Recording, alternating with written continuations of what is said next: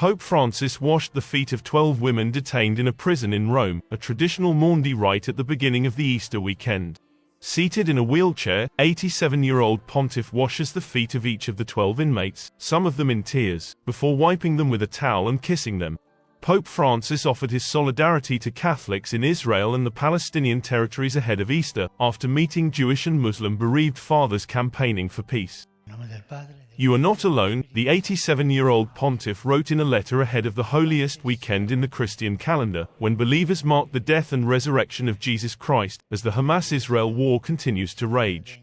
"I embrace all of you, in the variety of your rights, particularly those most affected by the senseless tragedy of war, the children robbed of their future, those who grieve and are in pain, and all who find themselves prey to anguish and dismay.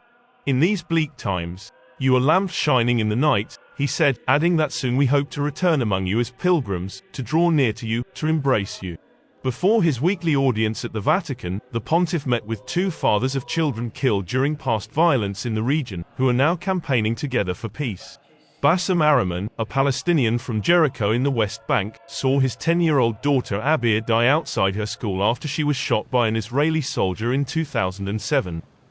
Rami Elhanan, an Israeli, lost his teenage daughter Smaida in a Hamas suicide attack in Jerusalem in 1997.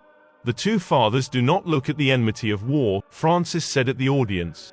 Instead, they believe in the friendship of 2 men who care about each other and have experienced the same crucifixion.